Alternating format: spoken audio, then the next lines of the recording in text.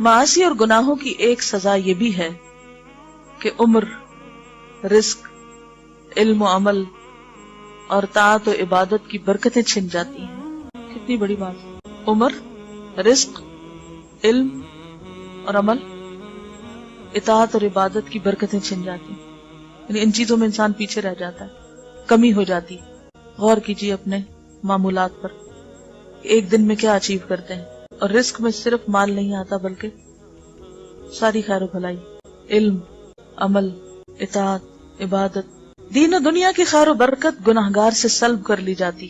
نافرمان بندے کو آپ سب سے زیادہ بے خیر و برکت پائیں گے، نہ اس کی عمر میں برکت ہوگی، نہ اس کے دین اور دنیا کے کسی کام میں۔ کوششیں ہیں، محنت ہے، بھاگ دوڑ ہے، نتیجہ کچھ نہیں۔ واقعہ تو یہ ہے کہ مخلوق کے گناہوں کی وجہ سے زمین کی برکتیں سلب کر لی جاتی ہیں۔ اللہ تعالیٰ کا ارشاد ہے سورۃ الاعراف 96، اور اگر ان بستیوں کے رہنے والے ایمان لاتے اور پرہیزگاری اختیار کرتے تو ہم آسمان اور زمین کی برکتوں کا دروازہ ان کے لیے کھول دیتے۔ یہ اللہ کا وعدہ ہے، آسمان سے بھی رزق برستا اور زمین بھی خزانے اگلتی۔ مزید ارشاد ہے سورۃ الجن آیت 16 اور 17، اور اگر یہ لوگ سیدھے رستے پر قائم رہتے، یعنی سیدھے رستے کو چھوڑ نہ دیتے، قرآن پڑھ کر قرآن کے تارک نہ ہوتے، تو ہم انہیں پانی کی ریل پیل سے سیراب کرتے، کیونکہ پانی زندگی کی بنیاد ہے نا، تاکہ برسات کی نعمت میں ہم ان کا امتحان کریں کہ نعمتیں پا کر پھر مزید وہ کیا کرتے ہیں، کیونکہ امتحان تو دونوں طرح ہوتا ہے۔ گناہوں کے ارتکاب سے بندہ رزق اور روزی سے محروم کر دیا جاتا ہے۔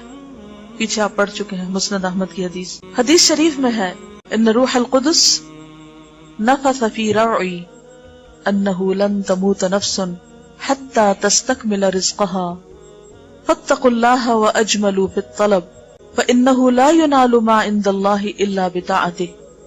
یہاں تک یہ ابن ماجہ کی روایت ہے، اور اگلا حصہ جو ہے یہ مسند الشہاب کا اور ضعیف ہے۔ وَإِنَّ اللَّهَ جَعَلَ الرُّوحَ وَالْفَرْحَ فِي الرَّضَاءِ وَالْيَقِينِ وَجَعَلَ الْهَمَّ وَالْحُزْنَ فِي الشَّكِّ وَالسَّقْطِ۔ روح القدس نے میرے قلب میں یہ بات القاء فرمائی، یعنی نبی صلی اللہ علیہ وسلم نے فرمایا کہ میرے دل میں یہ بات ڈالی کہ کوئی انسان اس وقت تک نہیں مرے گا جب تک کہ وہ اپنا رزق پورا نہ کر لے، بس تم اللہ تعالیٰ سے ڈرتے رہو اور اچھے طریقے سے اسے طلب کرو، نہیں حرام سے نہیں، حلال سے، جو ملنا آپ کو مل کر رہے گا، جلد بازی سے حرام کی طرف مت جاؤ، کیونکہ اللہ تعالیٰ سے جو کچھ مل سکتا ہے اس کی اطاعت ہی سے مل سکتا ہے، اور اللہ تعالیٰ نے رحمت اور فرحت اپنی رضامندی اور یقین ہی میں رکھی ہے، شک اور خفگی میں ہم و حزن کے سوا کچھ نہیں۔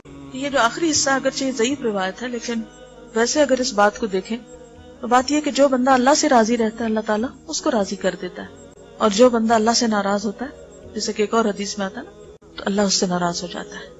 یعنی غم اور دکھ کے موقع پر اگر انسان یہ کہے کہ میرے ساتھ ہی ایسا کیوں ہوا، تو یہ اللہ سے ناراض ہونا ہے۔ اللہ بہتر سمجھتا ہے، زیادہ اچھی طرح جانتا ہے کہ کس کو کیا ملنا چاہیے۔